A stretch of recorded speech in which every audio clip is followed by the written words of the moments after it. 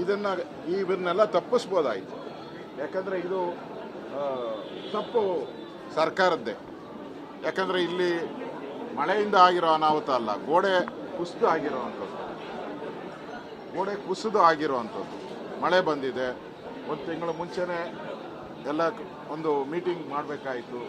ಎಲ್ಲೆಲ್ಲಿ ಈ ಥರ ಪ್ರಾಬ್ಲಮ್ಸ್ ಇದೆ, ಗೋಡೆಗಳು ಇರ್ಬೋದು, ಮನೆಗಳು ಇರ್ಬೋದು, ಅನಾಹುತದಲ್ಲಿದೆ, ಬಿರುಕು ಬಿಟ್ಟಿದೆ, ಯಾವ್ಯಾವ ಮರಗಳು ಹಳೇದಾಗಿದೆ, ಇವೆಲ್ಲ ಮೊದಲೇ ಕ್ಲಿಯರ್ ಮಾಡಿ ಮಳೆಗಾಲಕ್ಕೆ ತಯಾರಾಗಬೇಕಾಗಿದೆ. ನಾನು ಹೇಳ್ತಾ ಇರೋವಂಥದ್ದು ಇದು ಫಸ್ಟ್ ಮಳೆ. ಏನೋ ಕಂಟಿನ್ಯೂಸ್ ಆಗಿ ಕೆಲವು ಸರಿ 10 ದಿನ 15 ದಿನ ಕಂಟಿನ್ಯೂಸ್ ಆಗಿ ಮಳೆ ಬೀಳ್ತೈತೆ, ಅವಾಗೇನು ನೀರು ಇಮರೋದಿಲ್ಲ. ಇದೇನೂ ಇಲ್ಲ, ಇನ್ನೂ ಫಸ್ಟ್ ಮಳೆ ಬಂದಿರೋದು, ಮೊದಲ ಮಳೆ ಆಘಾತಕ್ಕೆ ಇವತ್ತು ಈ ಅನಾಹುತ ಆಗಿರೋವಂಥದ್ದು. ಅದು 20 ನಿಮಿಷ. ನಮ್ಮ ಆಫೀಸನ್ನು ಪೂರ್ತಿ ಮಳೆ ನೀರು ನುಗ್ಗಿದೆ. ಅಂದರೆ ಮೊದಲ ಮಳೆಗೆ ಸರ್ಕಾರ ಎಲ್ಲೋ ಒಂದು ರೀತಿ ಅಪರಾಧಿ ಸ್ಥಾನದಲ್ಲಿದೆ ಅಂತ ಅನಿಸ್ತದೆ.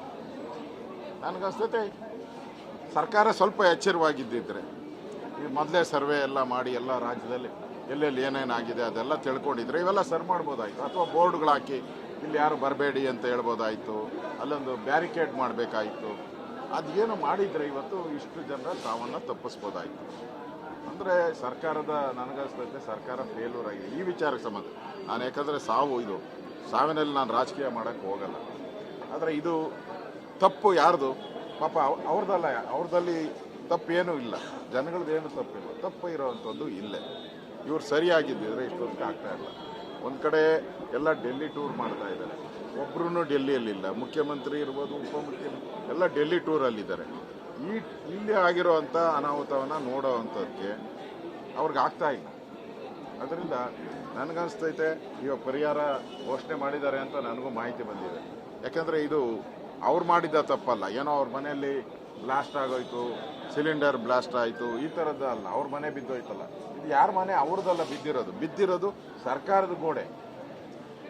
ಅವ್ರ ಗೋಡೆ ಆಗಿದ್ದರೆ ಏನೋ ಸರ್ಕಾರ ಇಲ್ಲ ನಮ್ಮದಲ್ಲ ಇದು ಗೋಡೆ ಅಂತ ಯಾಮಾರಿಸ್ಬೋದಾಗಿ. ಬಿದ್ದಿರೋದು ಸರ್ಕಾರದ ಗೋಡೆ, ಸರ್ಕಾರ ಕಟ್ಟಿರೋ ಗೋಡೆ, ನಿಮ್ಮ ಕಾಂಟ್ರಾಕ್ಟರ್ ಕಟ್ಟಿರೋ ಗೋಡೆ. ಅದರಿಂದ ತಪ್ಪು ನಿಮ್ಮದು. ಅದರಿಂದ ಅವ್ರಿಗೆ 10 ಲಕ್ಷ ರೂಪಾಯಿ ಪರಿಹಾರ ಕೊಡಿ ಅಂತ ಆಗ್ರಹವನ್ನು ಮಾಡ್ತಾ ಇದ್ದೀನಿ.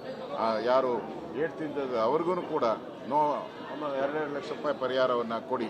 ಇನ್ನು ಮುಂದೆ ಆದ್ರೂ ಕೂಡ ಸರ್ಕಾರ ಎಚ್ಚರಿಕೆ ವಹಿಸಿ ಈ ಥರ ಎಲ್ಲೆಲ್ಲಿ ಗೋಡೆಗಳ ಸಮಸ್ಯೆ ಇರ್ಬೋದು, ಮನೆ ಸಮಸ್ಯೆ ಇರ್ಬೋದು. ಕಳೆದ ಬಾರಿನೂ ಕೂಡ KR ಪುರದಲ್ಲಿ ಒಂದು ಮನೆ ಪೂರ್ತಿ ಕುಸಿದುಕೊಂಡು ಹೋಗಿ ಸಾವು ನೋವುಗಳಾಯಿತು.